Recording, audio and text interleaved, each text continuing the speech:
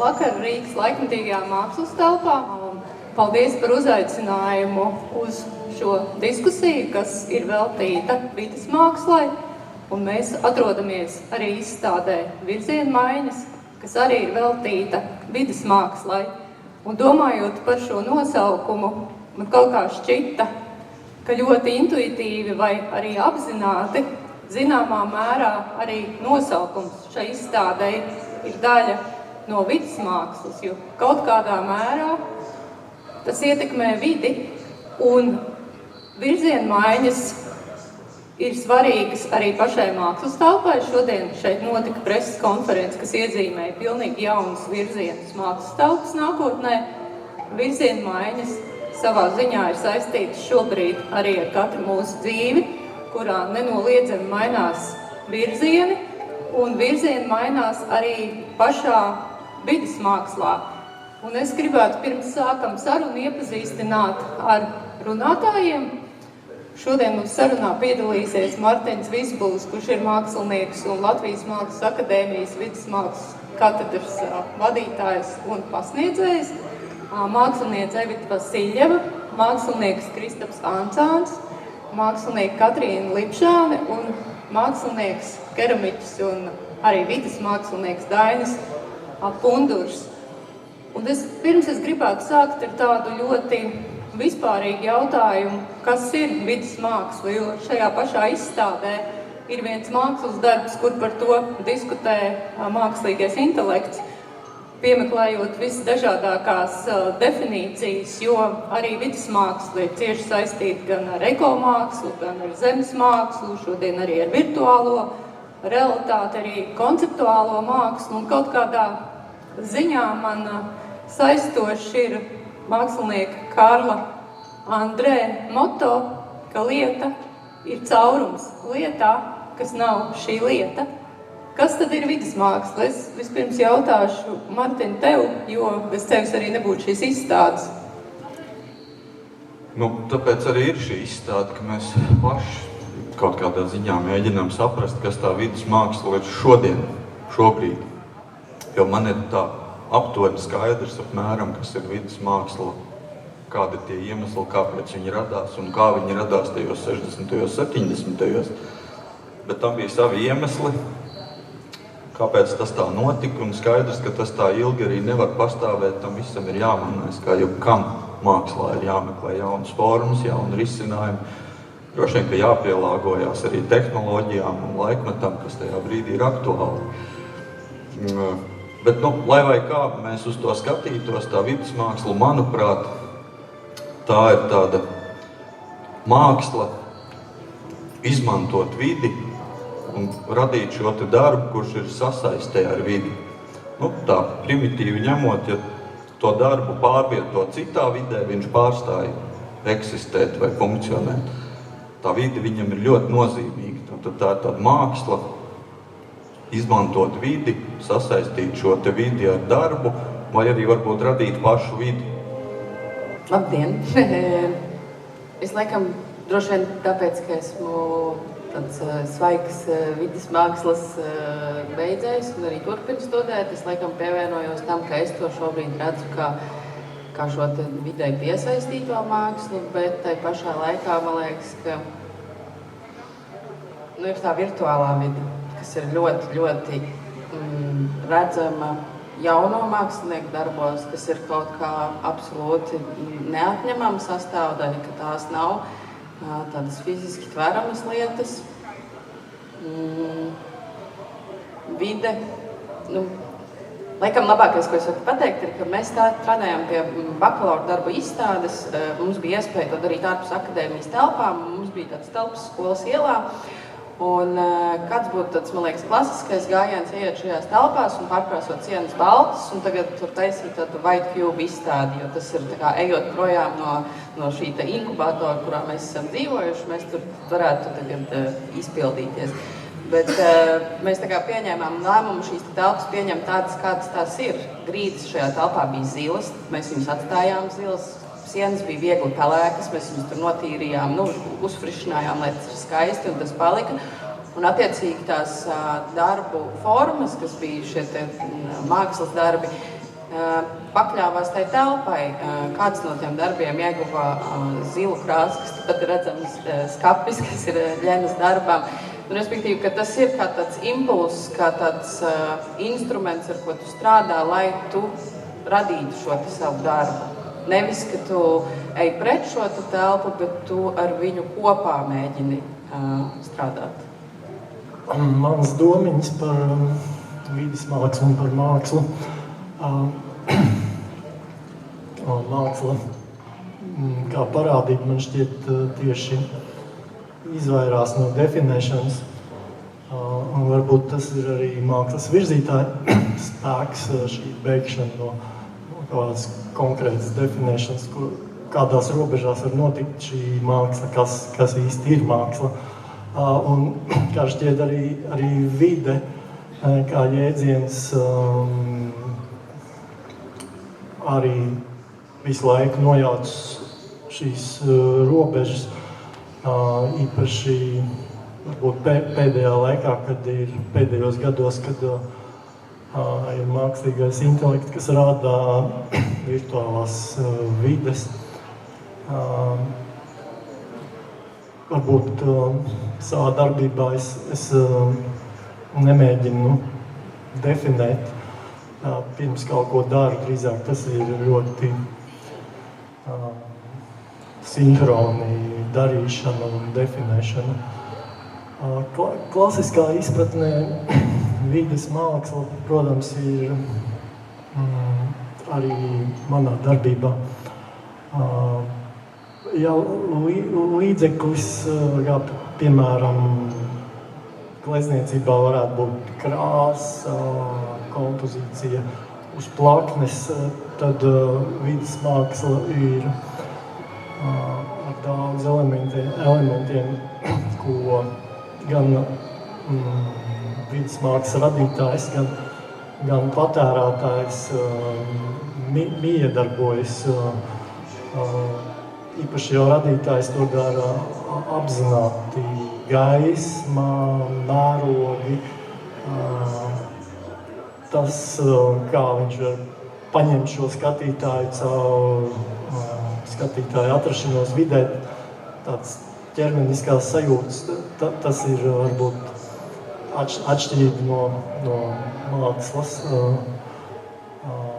kā vizuālās mākslas, kas ir plakne vai tēlniecība, kur šis objekts var pastāvēt gandrīz jebkurā vietā, bet vides māksla manā uztverē ir kaut kas ļoti specifisks vietai.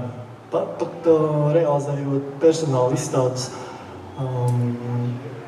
ir gadījumi, kad ir ļoti konkrēta arhitektūra ar savu vēsturi, un šī vide ir izteiksmes līdzeklis māksliniekam, kas rada šo izstādi šajā telpā. Jā, tāds mans pārdomas par. Sveiki, Evita. Domājot par mākslu vidē, vides mākslu, es pat latviešu valodā nezinu, kā tas ir.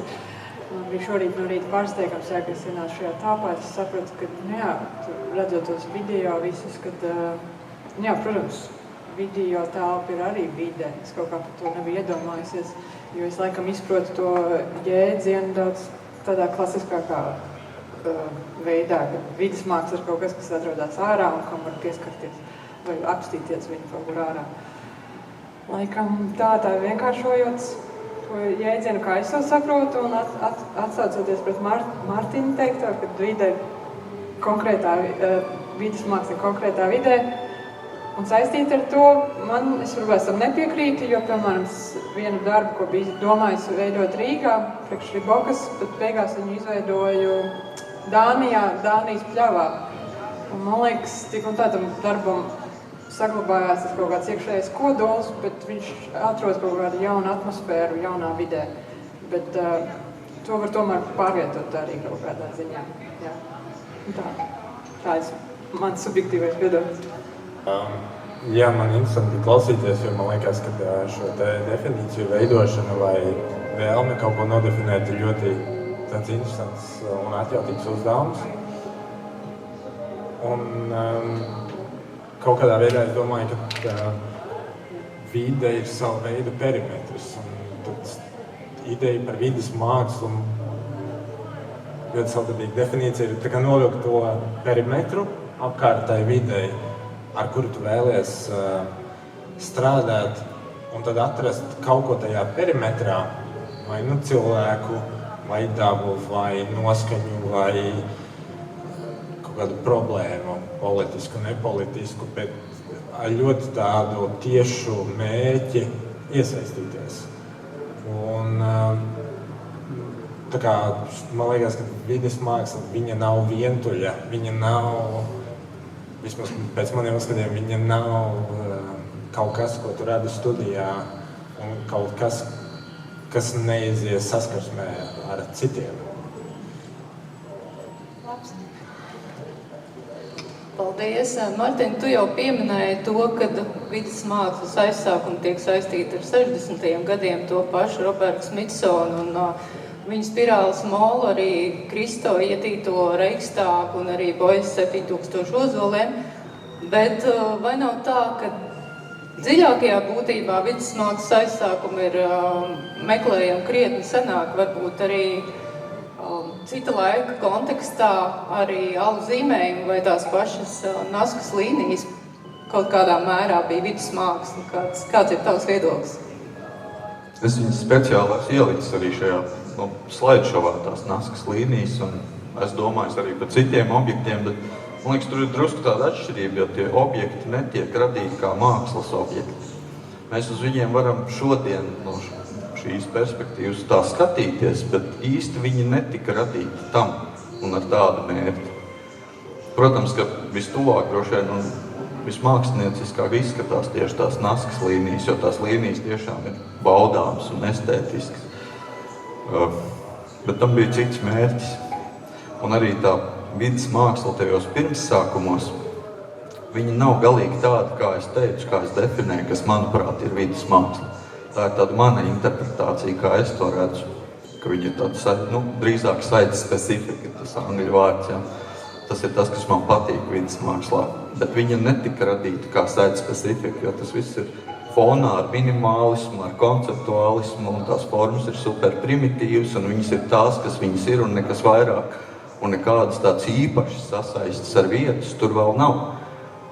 Bet pēc tam, tā vides māksla mainās, viņa transformējās. Pienāk viens periods, kad mākslinieki koķetē ar arhitektūru, atsaucās uz arhitektūru, rada kaut kādas formas, kas mums ir kā vizuāli atgādina, kaut ko atpazīstam.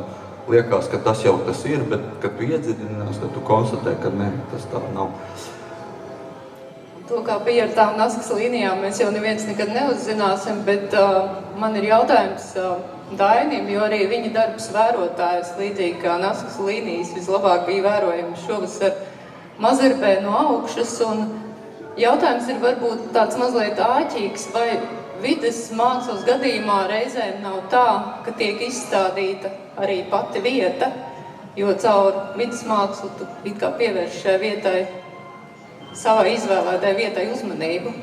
Jā, es pilnīgi piekrītu. Es eksploatēju vietu, izmantoju šo vietu arī tādā nozīmē par to pašu skatītāju iesaisti, jo, ja runa ir par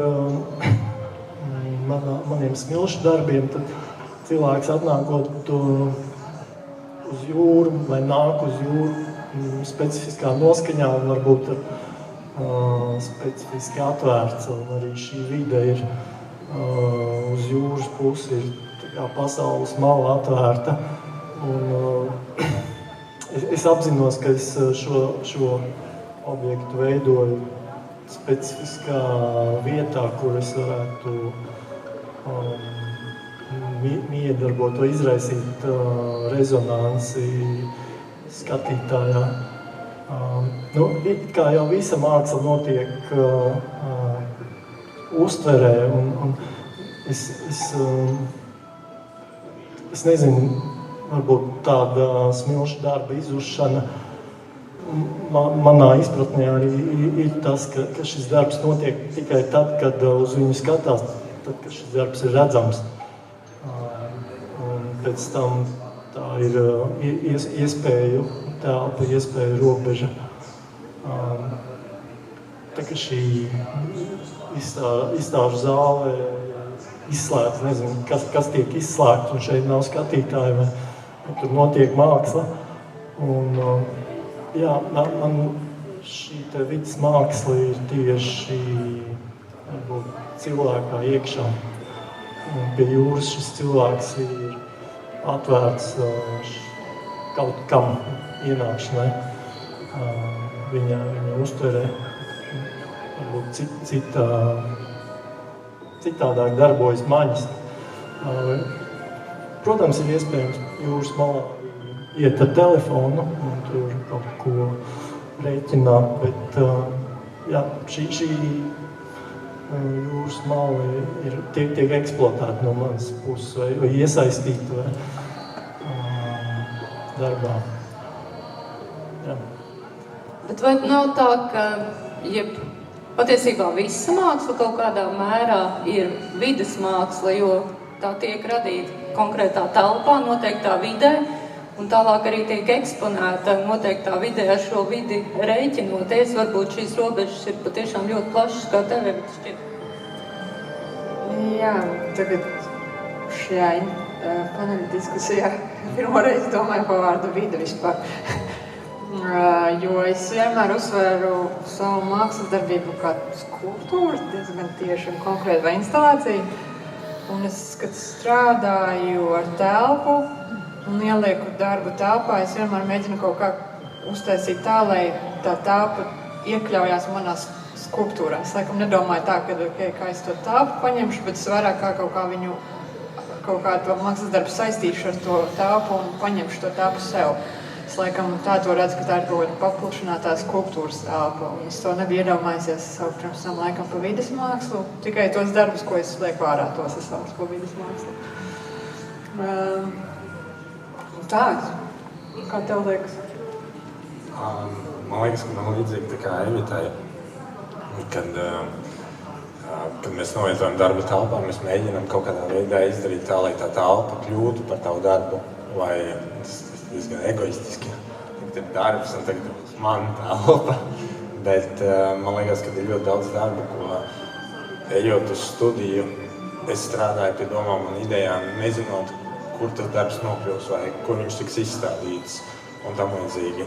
Kad es domāju par publisku telpu, tad tā saruna, kā es teicu, ir tāda sajūta, ka tu novelc to perimetru un tu domā, ar ko tajā telpā tu vēlēsi izveidot attiecības.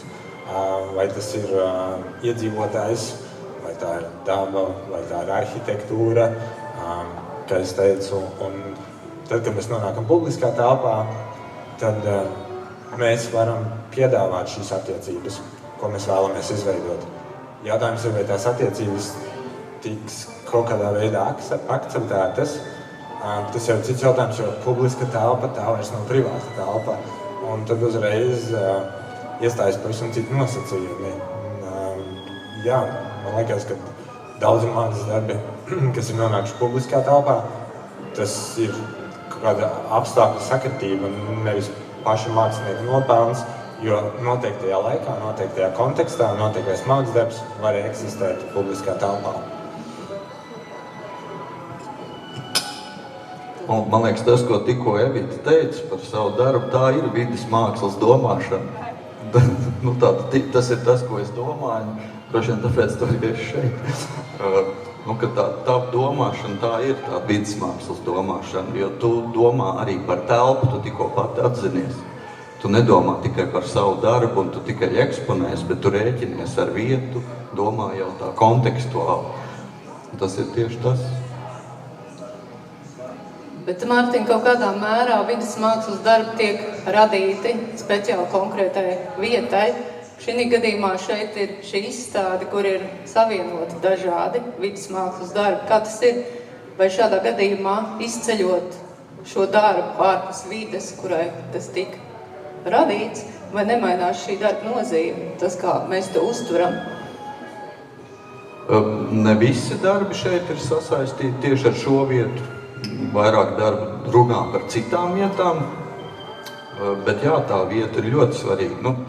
Piemēram, tikko bija tāds gadījums ar kas tās bija Baltās naktis, un tika uzstādīts atkal Kristapa ķēlža un biša darbs Kancele, Dombaznīcas, Domdārzā. Viņš tur tika uzstādīts, un tur tika radīts arī pirmoreiz, un tas darbs ir radīts tai vietai. Pēc tam bija gadījums, ka šo darbu uzstādīja, viņš bija nominēts Purvīšu balvā, un darbu uzstādīja izstāžu zālē Arsenāls.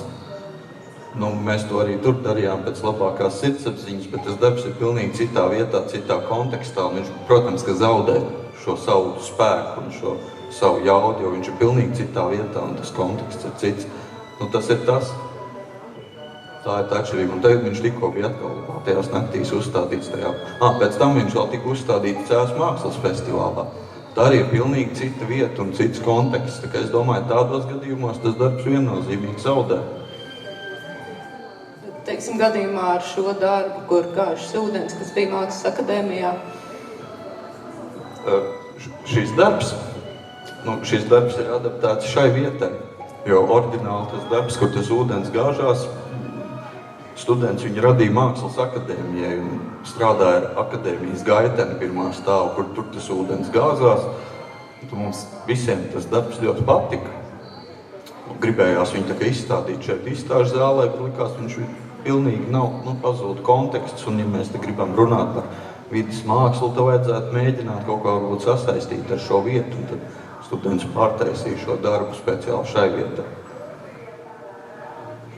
Daina, varbūt arī no savas puses varētu vairāk pastāstīt tieši par vidas nozīmi, jo arī tā pati Mazirba, lai tu radītu šos vidas objektus, tas nemaz nav tik vienkārši, jo tajā nelielajā teritorijā tev vienalga ir ļoti rūpīgi jāizvēlās šī vieta. Vietas izvēles notiek gan intuitīvi, gan ir lietas, ko es nevaru izvēlēties, kas ir dabas procesi. Un situācijās, kad, piemēram, es domāju par šo smilšu darbu pusgadu iepriekš, un pirms pasākuma tiek mainīts laiks, tad man reizēm ir tāda jocīga sajūta, un tad arī izrādās, ka it kā nelaikā sāk līt lietus. Ja tas lietus būtu līs pusstundu agrāk, būtu ideāli, bet tas lietus uzlīs tieši publikai virsū. Es pēc izcelsmes esmu tāds ļoti dabas bērns vai dinozaurs, varētu teikt, un mēģinu intuitīvi izdarīt izvēles, materiāla mitrums, kas varētu notikt pēc dienas, kādas būtu šīs jūras kustības.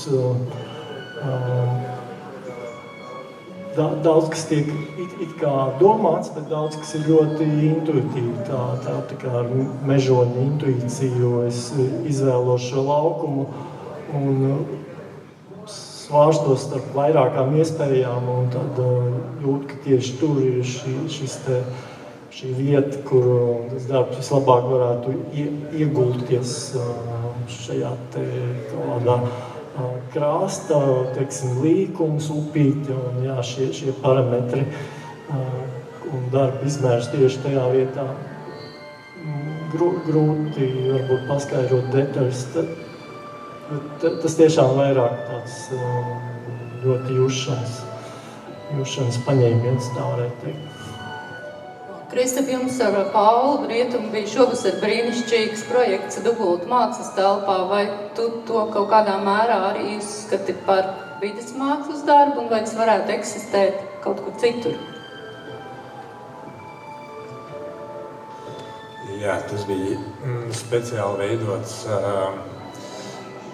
moduļu kopums kopā ar Paulu, un tas tika veidots Dubultu 10. jubilejai, bet man liekas, ka tas sākuma punkts vai tā bāze, no kā mēs augam un kādā veidā mēs sadarbojāmies šajā projektā, tie bija Dubulti.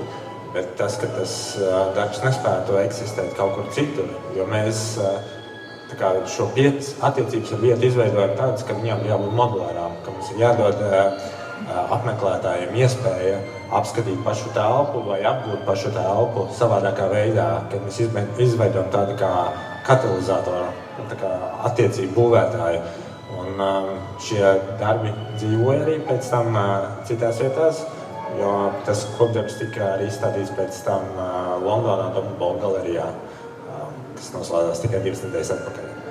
Un man liekas, ka mēs drīzāk uztvērām šīs attiecības ar telpu kā tādu sistēmu vai spēli, kad mēs izveidojam moduli, kas mums ļauj tad veidot šīs attiecības ar telpu. Nevis tas, ka tas darbs ir izveidots un nespēs eksistēt nekur citur. Es drīzāk to teiktu, ka šī pieeja vidas mākslā bija drīzāk kā metode, un šis moduls bija kā metode. Evita, kā tu jūti, teiksim, savos projektos, kur tu esi realizējusi, kā veidojuši šīs tavas attiecības ar telpu? Es piekrītu Dainim. Jo, piemēram, es nezinu, ka tajā bildē bija skulptūra to beņķi augšā, ko es veidoju Dānijā.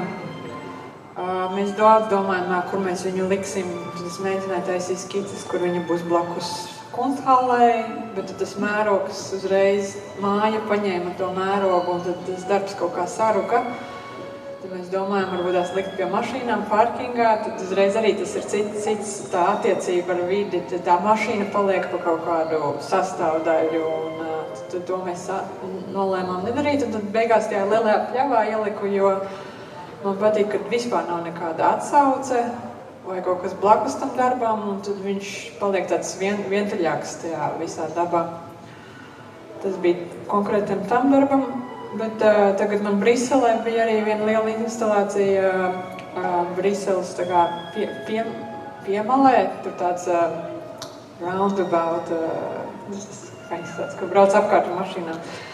Tad es tur skatījos, kā? Apli, bet viņš bija tā kā vairāk 3 stūris. Tur bija vairāki tilti aizmugurē un mājas visāds, un tas no tiem visas vidas faktoriem paņēma pa kaut kādām daļām un izveidoja instalāciju, kas, tas darbs nekur nevarētu laikam braukt nekur citur. Teorētiski jau varētu arī Latvijā viņu kaut kur ielikt, bet viņš vislabāk izstāstīja tieši tajā Briseles tajā vietā, tajā laikā ar to tiltu, ar to māju blakus un tā.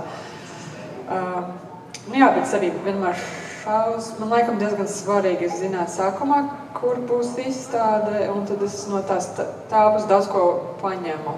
Vai arī kaut kā intuitīvi, vai netieši, bet es kaut kādi elementi, kas man stimulē kaut kādu smadzenes daļu, kas nenormāli attīst tālāk to ideju kaut kā pa savam, jā. Es parasti nestrādāju tā, kad es studijā kaut ko uztaisu, un tad viņu aizvedu. Man diezgan svarīgi jāzināt, kur tas būs, un tad no tā es sāku veidot darbus, bet viņus var pārvietot. Es vienkārši esmu pamanījis, ka citreiz vienkārši nav variantu, tur jāpārvieto darbi, un tas viņus tagad arī mēģina taisīt pārvietojumus arī šeit.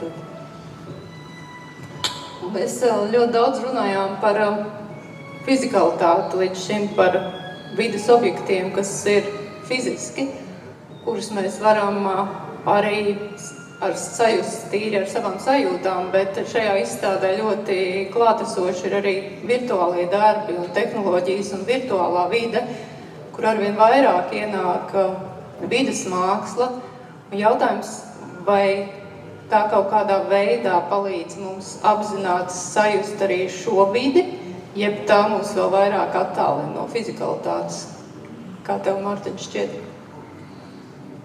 Kaut kādā ziņā tas, protams, attālina no fizikalitātes, bet tas nemaina attieksmi pret vidas mākslu kā tādu, jo tādā veidā tiek radīta pilnīgi jauna vidi, un tad, kad mēs viņā nokļūstam, mēs esam citā vietā, citā vidē, un mēs strādājam ar šo vidi. Vienkārši viņi vairs nav fiziski, viņi ir digitāli, virtuāli, savādāk vai papildinoši.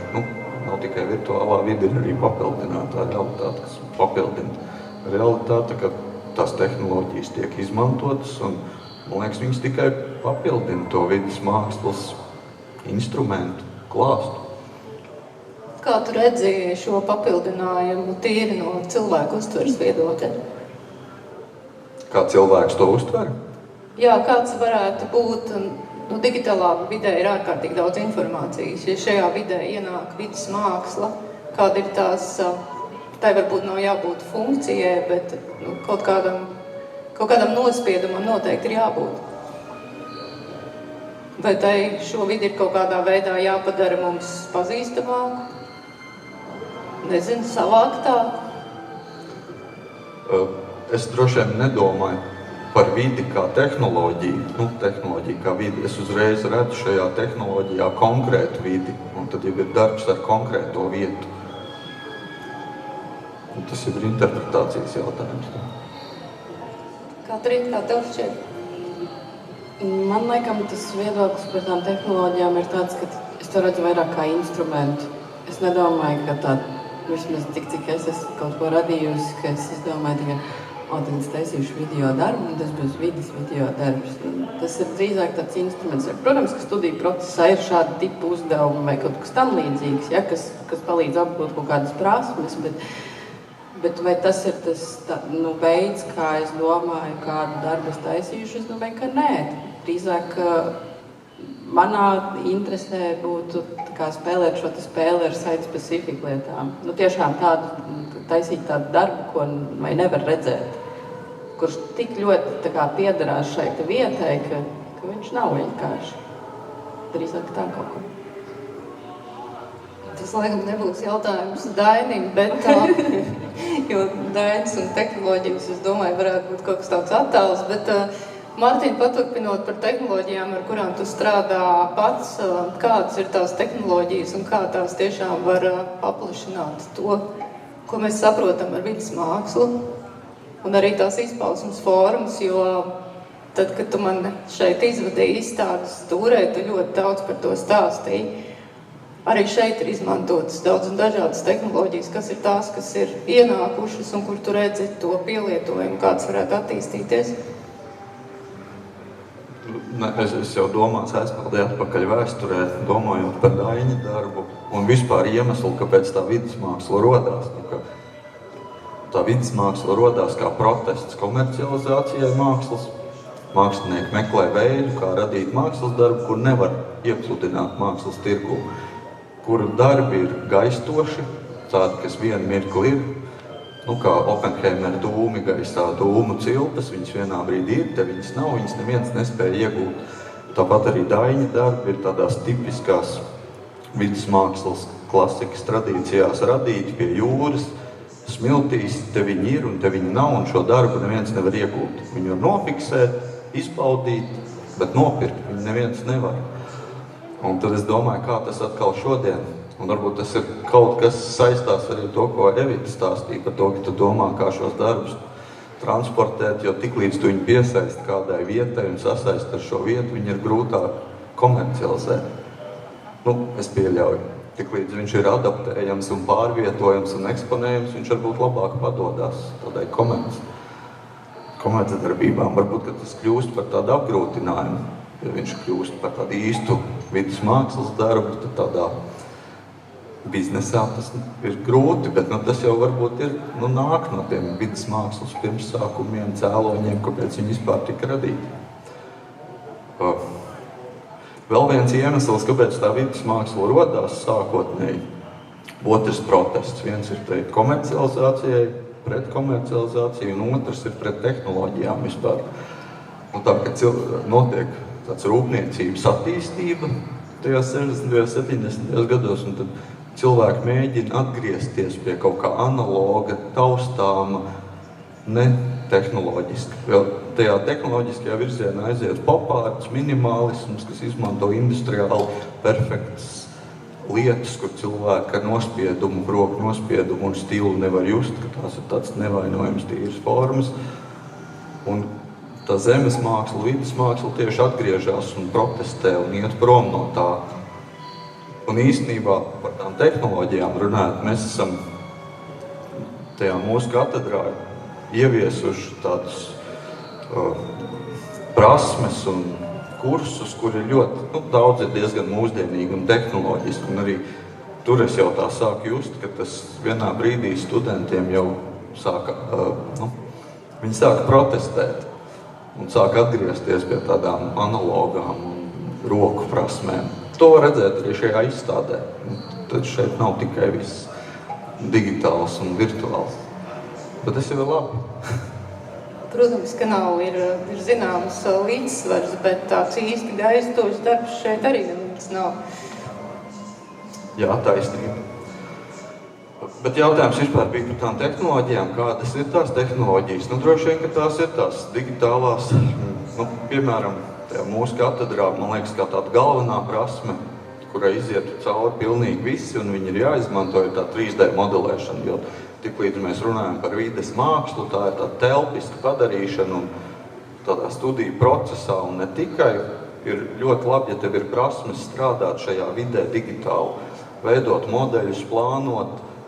Varbūt, ka tas rezultāts pat beigās var nebūt digitāls un virtuāls, viņš var būt pilnīgi analogs, bet tajā domāšanas procesā, kad tu domā par to vietu, tev varbūt ir vieglāk strādāt tajā virtuālajā vidē. Piemēram, es jau kādu laiku nodarbojos ar izstāžu ekspozīciju iekārtošanu. Es nekad mūžā neesmu taisījis fizisku maketu. Man kaut kā es labāk jūtos tajā virtuālajā, digitālajā pasaulē. Man tas liekas daudz ātrāk, precīzāk, kvalitatīvāk.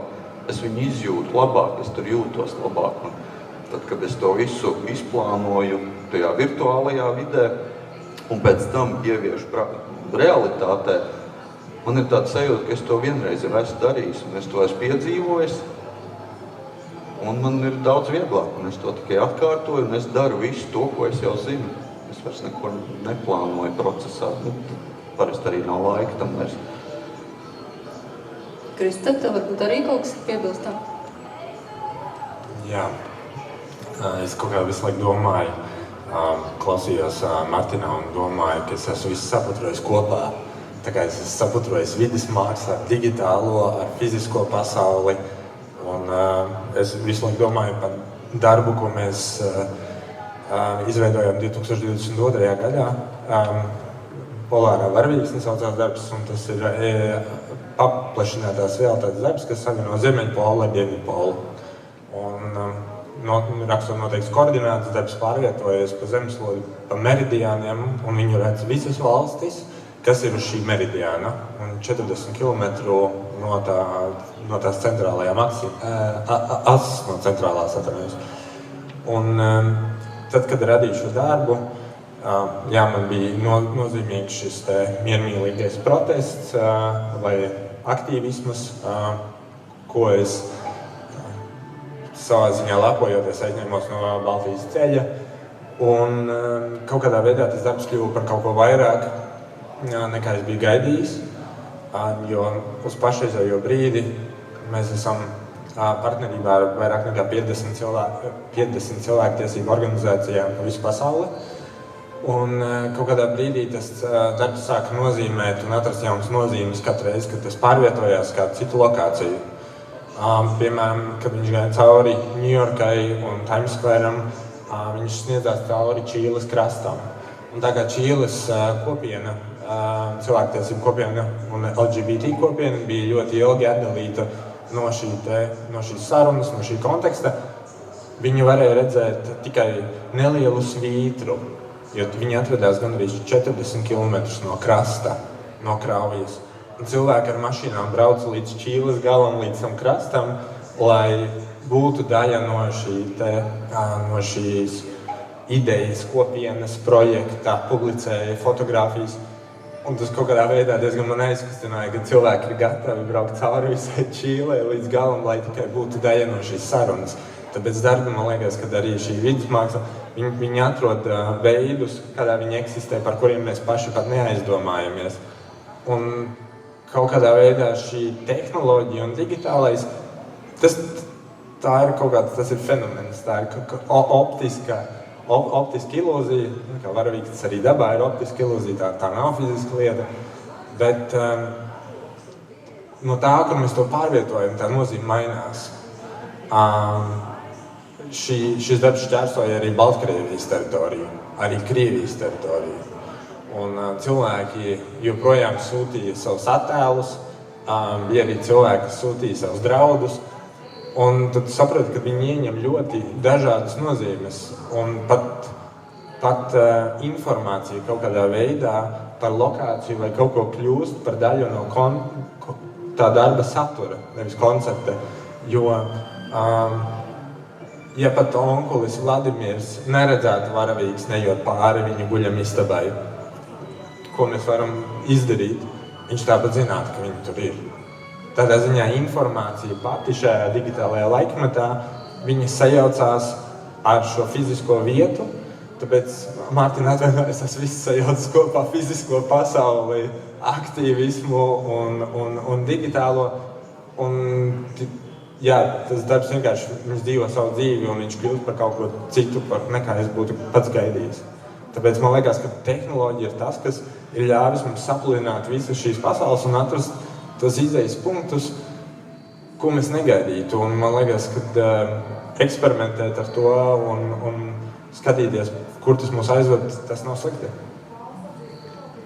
Man arī bišķiņ ko teikt par tehnoloģijām. Tagad Mārtiņš stāstīja tos tāds par protestu un tehnoloģijām. Es atceros, jā, tas bija man arī diezgan pavērsienu punkts, kad biju students Amsterdamā laikam. Es arī flirtēju ar 3D vidi, taisīju visādas kolārus un savas skulptūras liku internetā. Un nenormāls bija tas trends, kad daudz mākslinieki strādāja ar internet art, bija tajā brīdī, visu kaut ko vilka no interneta un lika galerijās, un kaut kā baigi sāk šķebināt, ļoti nepatika tā visa estētika un tā vide, un tas kaut kā sapratu vienā brīdī, es visu vairs to 3D vispār nepieskaršos, un tagad sāku strādāt ar betonu. Un tā bija kaut kāda reakcija pret to visu tehnoloģisko, kas sāka baigi nākt iekšā. Man liekas, tad ap to laiku varbūt Instagrams parādījās un viss sākas tas tehniskais. Un es nolēmu, es tagad pievērsīšos betonam. Paldies! Es gribēju Dainim jautāt vispirms, cik vidas mākslā vispār ir svarīgs skatītājs un arī skatītāja iesaisti un tas, kā viņš varbūt šo darbu uztver, vai skatītājs vispār ir nepieciešams? Sarežģīts jautājums. Man ir bijis viens darbs, kuru es veidoju 4 diennaktis, arī Mazirbē, bet tālāk no pašas Mazirbas. Tas bija 2000 gadu sākumā. Šo darbu redzēju es, iespējams, protams, putni, viens zvejnieks, kurš pabrauc garām ar traktoru un bija ļoti pārsteigts. Grūti atbildēt šo jautājumu. Man tieši ir interese par to, cik cilvēks ir sevi iestrēdzis, un es bieži vien domāju par estētiku vai par miedarbībām, kas notiek bez cilvēka, ko rādz kukaiņi vai, piemēram, vienkārši gaisma atstarojas no viena objekta citā objektā, un ka tur notiek kaut kas būtībā, man liekas, man pašam ir vērtīgi par to domāt, jo es tieku ārā no šīs robežas. Es esmu cilvēkā iekšā un visa pasaule notiek, es nezinu, manā uztverē tā varētu teikt, bet pēc būtības tas ir varbūt arī ierobežojoši un reāli, protams, māksla notiek skatītājiem. Ja izdziest gaismas un viens šo mākslu neredz, tad vai mākslas darbu, ko vispār neviens nav redzējis, izņemot radītāju. Jā, šis ir ļoti sarežģīts atvērts jautājums, bet es domāju, ka jautājumi taču var palikt atvērti. Protams, es tev gribēju tikai pajautāt vēl Daini, vai tas baltais gārnis, kas bija klātesošs, ka tu radīji vērotāju Mazirbē, arī bija skatītājs? Neizbēgami, bet jā, varbūt tas nav šīs sarunas tēma. Man ir tādas attiecības ar dabu saudabīgas jau no bērnības. Jā, tur varētu daudz par to domāt, varbūt mazāk par to runāt.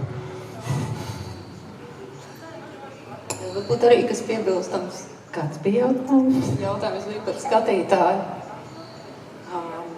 Man laikam iepatikās tas, ko Evita teica sākumā, ka vidas mākslas darbs ir ārā, kuram var pieskārties, un man liekas, ka tas ir kaut kas, ko es arī redzu tajā vidas mākslā, ka tu vari aiziet un būt klātesoši ar to darbu, līdzīgi kā Daina darbos, un ka tajā brīdī, kad tas darbs ir nosacīti paveikts un pats mākslinieks ir aizgājis projām, tu nezini, kas ar to notiks. Vai atbrauks kāds bērns un izjauks to smilšu čupiņu, vai kāds tur nozags puķis, kas ir iestādītas, ka tur notiek kaut kāda tāda nekontrolēta darbība, un vispār tā kā tu ieraugi to, vai vispār cilvēks to uzskata par kaut ko vērtīgu, vai viņš tur drīkst iejaukties, vai viņš tur nedrīkst iejaukties. Viena sajūta ir, ka tu aizej uz Nacionālo mākslas muzeju un skaidrs, ka tu nekam nedrīkst pieskarties, un tur arī tas pieskatītājs vēl tev nāk līdzi un vēl ļoti uzmanīgi skatās uz pirkstiem. Tai pašā laikā zinot, ka kādā Purvīšu balvā tas bija, ka zinot, ka ir kaut kādi darbi, ar kuriem tu drīksti fiziski darboties. Ja? Tās ir kaut kādas attiecības, un man liekas, ka ir grūti pateikt, kurā brīdī tās attiecības sākas un kurā beidzās, vai kurā brīdī viņas uztvers ar tādu pietāti un ar tādiem baltiem cimdiņiem, vai kurā atkal iejauksies varbūt nedaudz tā kā par daudz, kas liks uzdot jautājumu par kaut kādu ētiku. Martin?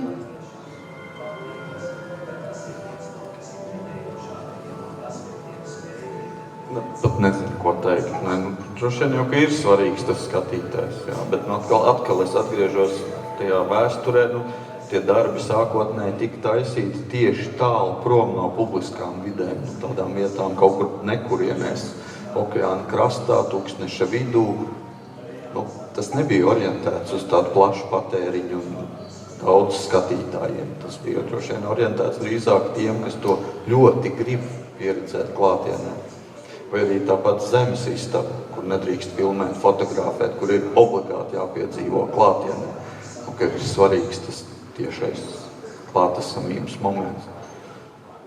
Un tā pašā laikā mēs esam iepratīm tavam darbam, kurš noteikti nav radīts tālu prom un noteikti nav radīts okeāna malā, jo diez vai tehniski viņu tur būtu iespējams realizēt.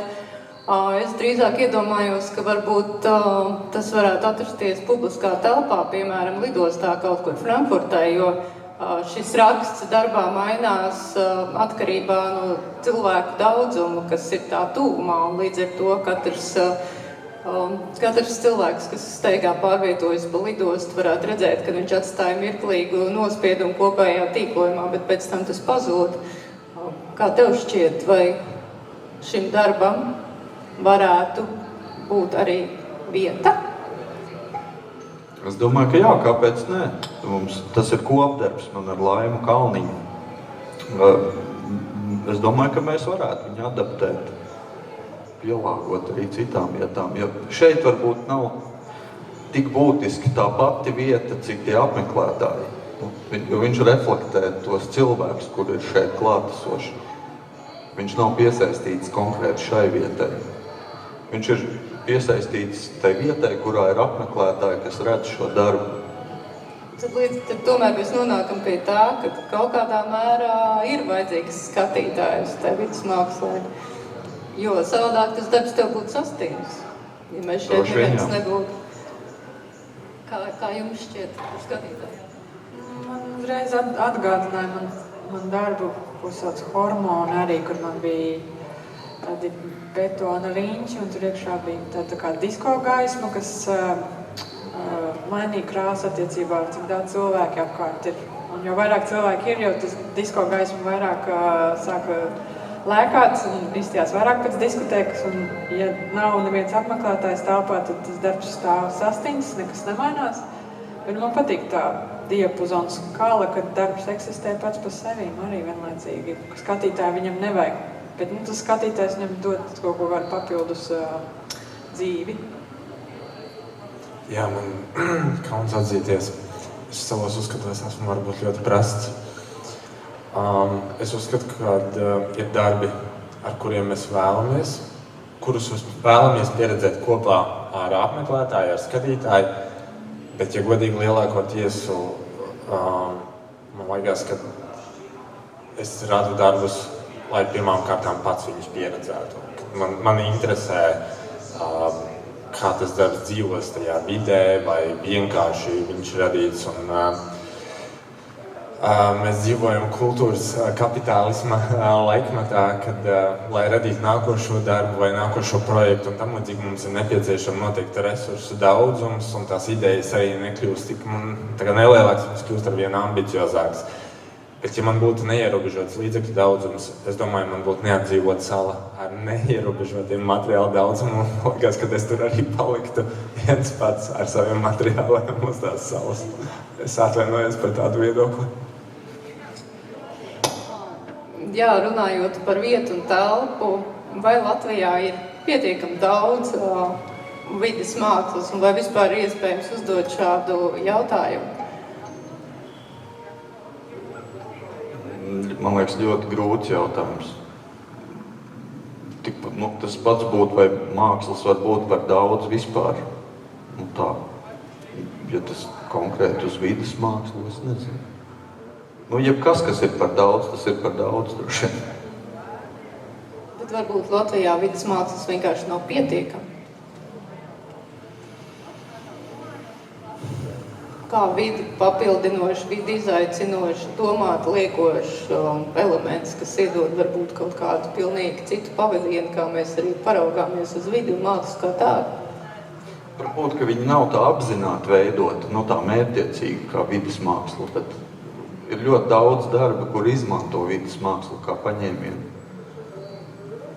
Vismaz es redzu tai pašā mūsu mākslas akadēmijā, ne tikai vides mākslas katedrā, bet, piemēram, kustība Attēls skaņa vai VKN, arī tur ir diplomdarbi, kur ir izstrādāti tādās ļoti izteiktās vides mākslas tehnikā un konceptā.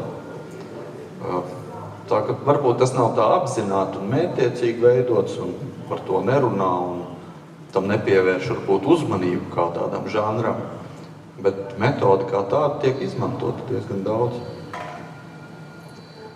Ja teiksim, jums piedāvāt tādu Latvijas vides mākslas kartējumu, kurā jūs iedomājoties šo teritoriju varētu izvēlēties, kā Kristaps teica, varbūt neapdzīvot salu, iespējams, kādu var Latvijā arī atrast, kuras būtu katram tā vieta, ātri un impulsīvi, kur jūs gribētu radīt objektu. Rīt. Rīt. Jautājums visiem. Rīt sākot par to nopietnu domāt. Katrīna? Rīt es gribētu taisīt darbu. Man vispār patīk tie Baldonas mežu masīvi, kas ir laikam lielākie mežu masīvi Latvijā, kaut kur starp Ķekavu un Baldonu. Tur esot viens no lielākajiem gabaliem, kur nav apdzīvotas mājas nekur.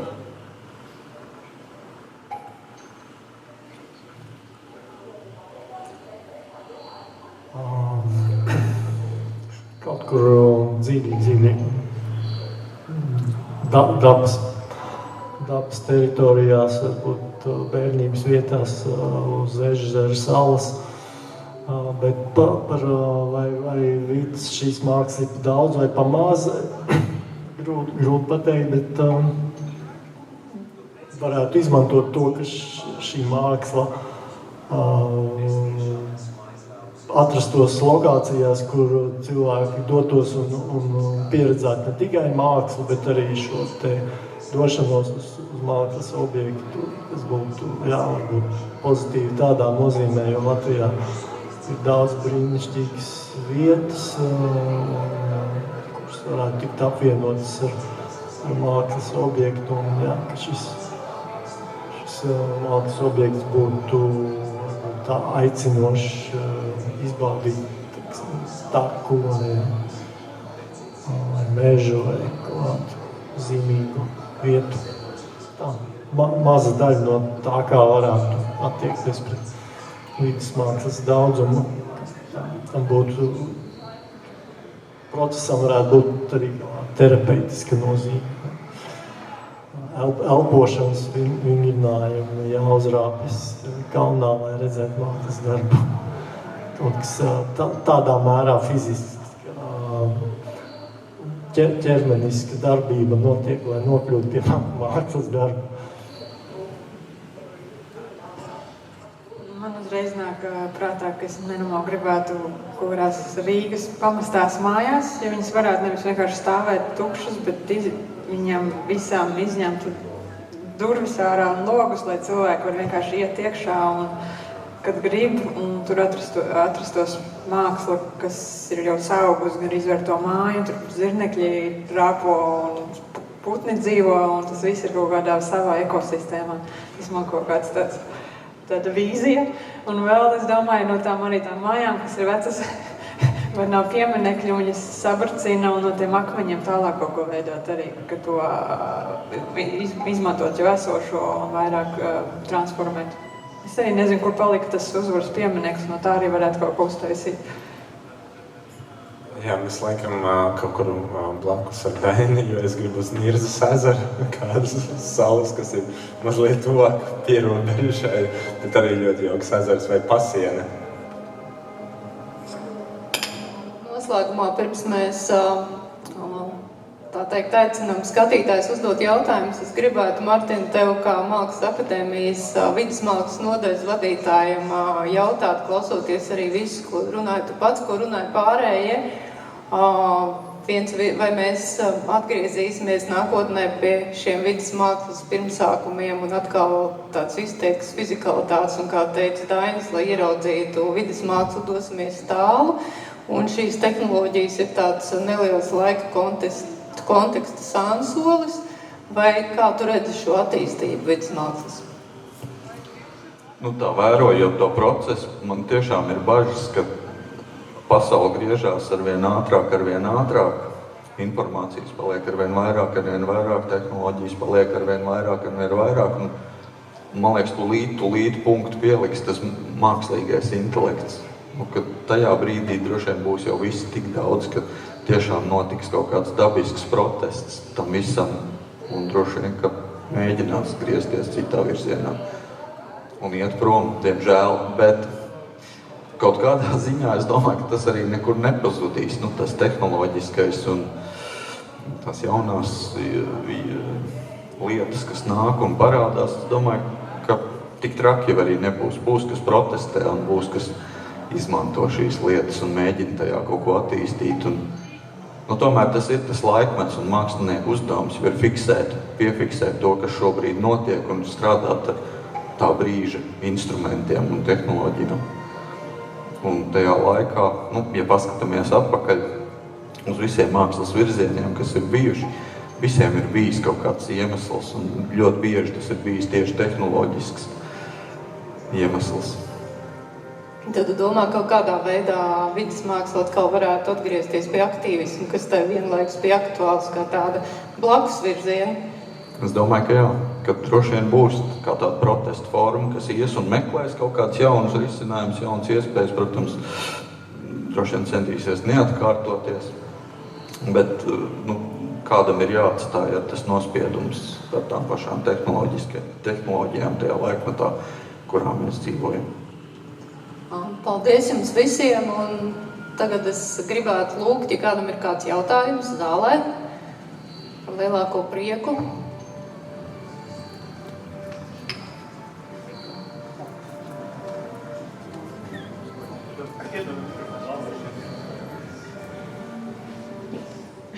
Jā, paldies, Ivars Drūli-Tēlnieks. Es arī klausījos šo diskusiju, un es tā jūtu, ka tas kopējais narratīvs iet tādā mērenā eskapisma virzienā, ka mēs runājam par mežiem un par norobežošanos un par kukaiņiem, par dabu. Es arī Slaičavā redzu arī šo tādu miedarbību ar dabu, kad ir šie darbi, kas papildina dabu vai dabu papildina šos darbus un tā, bet vienlaikus mēs zinām, ka viens no tādiem izteiktajiem vides mākslas virzieniem ir tieši pretējais, kas ir tā kā kontrastē ar pilsētu vai tieši pretnostāta kaut kādu to vidi. Piemēram, viens no tādiem zināmajiem darbiem no 70. gadiem ir tas pats Ričards Sēra, kurš uzlika garu plāksni vienā no Ņujorkas, vai tā bija Ņujorka, bet laikam Ņujorka, tā bija vienā no tādiem skvēriem, kur ofisa cilvēki gāja uz vienu no tiem zinājumiem debeskāpiem, un viņi dēļ šī vides mākslas darba vairāk nevarēja nokļūt savos ofisos, un bija liels skandāls, bija ņemšanās un cepiens, un tad tur to vides objektu nācās noņemt nost, un tad pēc tam bija tagad ir liela raudāšana, jo tas bija beig foršais. Un arī cits piemērs ir čehu mākslinieks Dāvids Čornejs, viņam bija 13. gadā arī tāds ļoti zināms darbs, kur viņš uz liellaivas Vltavas upē tieši Prāgā centrā palaida milzīgu roku ar 10 metrus augstu vidējo pirkstu, un to laivu nopludināja pretī tieši Čehijas parlamentam, jo viņam nepatika, kā tā valdība tur strādāja tajā brīdī, un tur tā 10-metrīgais pirkstu strādāja. Tā kā es vienkārši, ja mēs runājam par tām definīcijām, ka tā vidas māksla ar vidi papildina, bet ir tas otrs virziens, kur pilnīgi iznīcina, ar to vidi tieši otrādāk, tā kā pretnostatas vidē. Tāpēc man liekas, ka, ko Kristaps teica, ka vidas māksla tā kā metode vai domāšanas metode, tur es kaut kā. Es varbūt jūs varat pakomentēt vienkārši šo to līniju, ka tas ir, pavisam vēl kaut kas tīts. Paldies.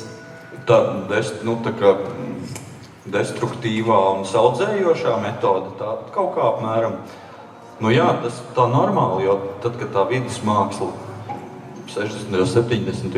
rodās, tajā brīdī neviens nedomā par ekoloģiju. Tāpat Michael Heizer double negatīvu darbs, vai atļaut šodien vēl tā izgraut un izrakt zemi. Diez vai.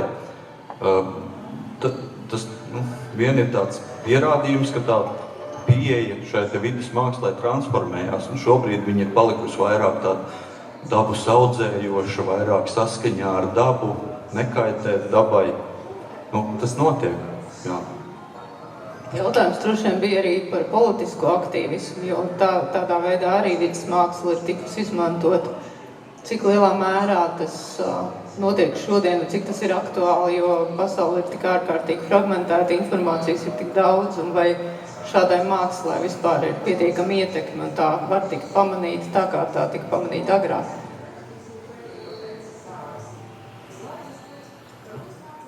Es tiešām netīšām par to biju domājis nesen, un man liekas, ka arī šīs izstādes tā kā kontekstā, un man liekas, ka tā arī no lekcijām, kuras es apmeklēju, un es domāju par to, vai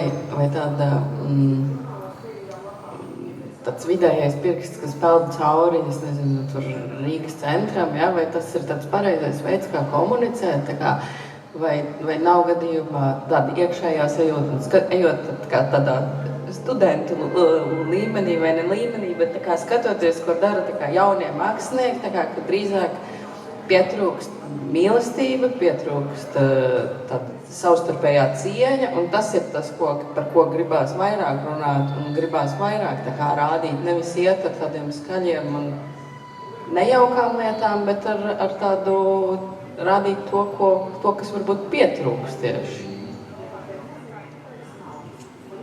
Jā, varbūt ir pilnībā nomainījusies laika vibrācija. Kā jums šķiet?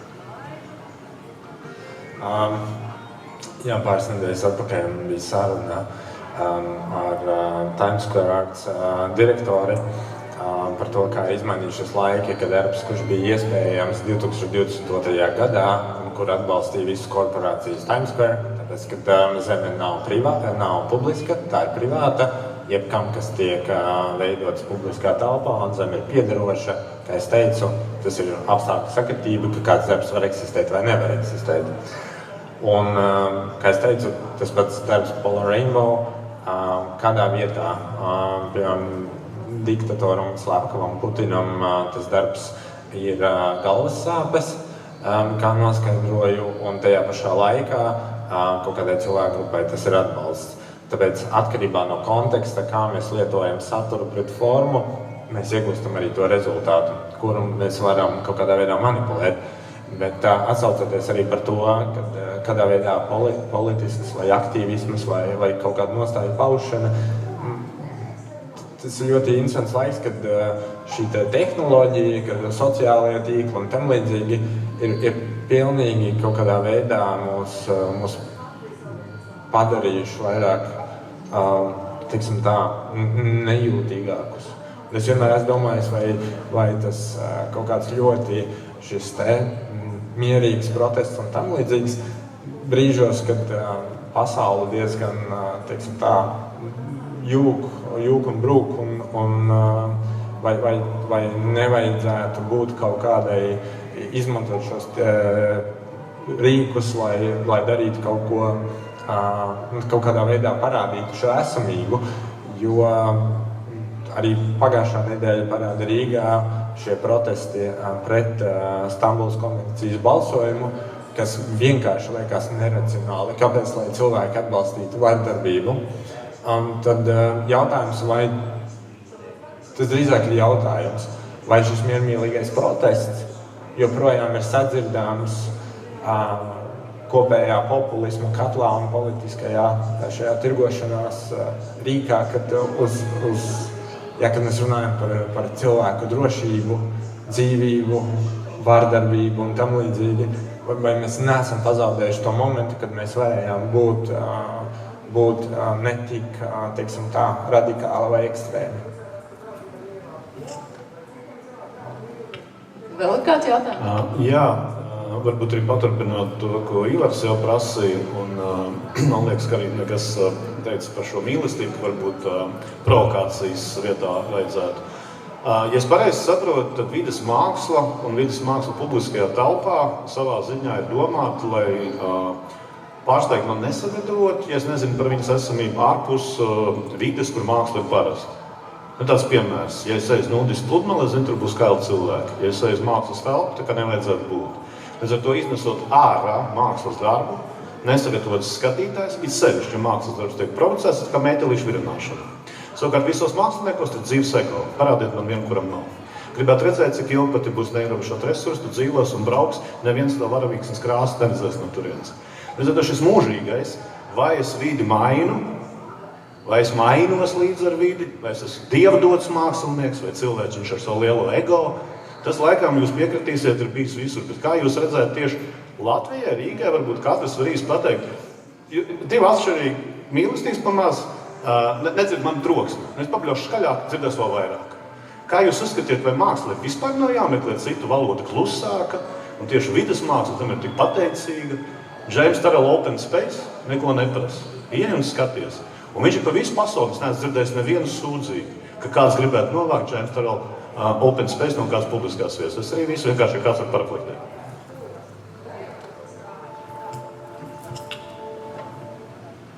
Man liekas, šeit nav jautājums par šo troksni, vai par ego, vai par vēl kaut ko. Kā es teicu, mēs dzīvojam kultūras kapitālismu laikā. Ja mēs vēlamies veidot nākošo darbu, tas nozīmē to, ka mums kaut kur jāņem materiāli, lai to darbu izveidotu. Un mēs nedzīvojam visus publiskā finansējuma, šī tīkla un tam līdzīgi. Tas, kas pēdējā laikā ir pievērsts lielāko uzmanību un tam līdzīgi, un ar ko ļoti aktīvi izmanto metodoloģiju protestam, kāpēc viņam tiek dota forma, kāpēc mākslinieki dot formu protestam vai aktīvismam. Un es nedzirdu, ka skaļi ir jāapļaujies, saku, vai ideja par miermīlīgu aktīvismu, vai kādā veidā, tas bija jautājums katram, kādā veidā viņi atrod attiecības ar populismu. Jo neviens vairs neatbild par saviem vārdiem. Tā kā nedēļas nogalē, noklausoties šo te politiskās vides izteikumus, es vienkārši domāju, vai kāds vispār ir lasījis ABC un izlasījis zinātnisko enciklopēdiju savā dzīvē, jo tās realitātes vienkārši nesaiet kopā. Jautājums, kāpēc mēs iedodam formu? Tāpēc, kad vārdi kļūst ļoti prasti. Mēs viņus nodevalvējam. Mēs viņiem zaudējam vērtību, Un vārds kā tāds pašlaik ir kļuvis diezgan mazvērtīgs, jo neviens neuzņemas atbildību par saviem vārdiem. Visi sola, saka, ko vien vēlas, tāpēc iedodot kaut kam formu, tu pats vari reflektēt. Kā tu uztver to formu, vai ko tu vēlies ar viņu darīt, vai kāda ir tava pieredze. Kāda ir pieredze pret kaut ko lielāku, kad neviens nenāk un tev nesaka tā, šis ir par šo vai šis ir par to, jo kaut kādā veidā vizuālāk vai abstraktāk tā forma, jo viņa ļauj pašam cilvēkam demokrātiski iejaukties bez kaut kāda šī te naratīva, didaktiska, kurš saka, ka tev ir jāsaprot tas vai tev ir jāklausās tas, ar ko tad mēs atšķiramies, ja no kaut kādas šīs te informācijas blēķa. Forma un māksla viņas ļauj interpretēt un ļauj kaut kādā veidā atrast savas attiecības. Un tādā veidā arī vides māksla, tā nav provokācija, bet drīzāk iespēja transformēt vai atrast attiecības, nevis provokācija. Atvainojies, mazliet gars sanāca.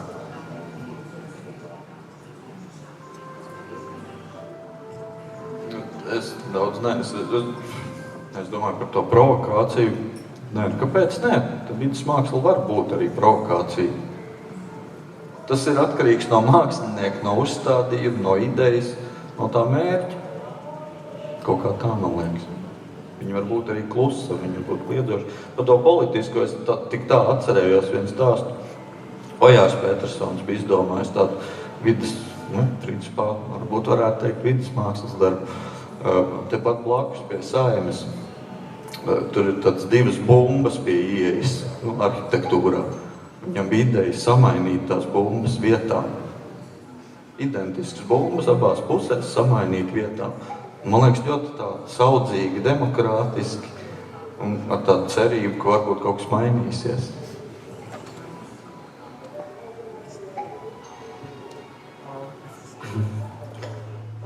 Es domāju par riskiem, kad ir bijuši daudz piemēri, kad diezgan bīstams ideoloģijas ir nopirkušas māksliniekus un mākslu kā tādu, ka šis aktīvisms, jā, man liekas ļoti tāda riskanta lieta savienojumā ar mākslu, tāpēc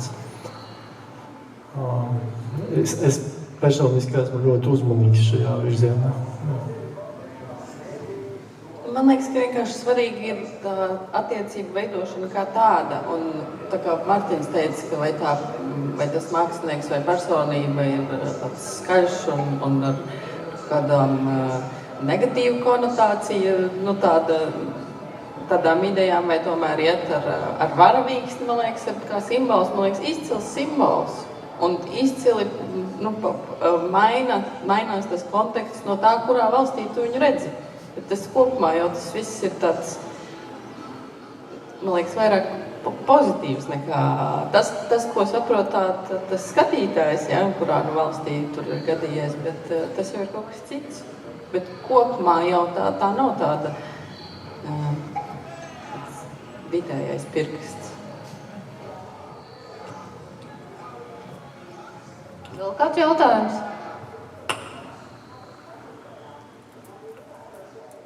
Ja vairāk nav, tad liels paldies visiem sarunas dalībniekiem un arī skatītājiem, klausītājiem. Baudiet izstādi!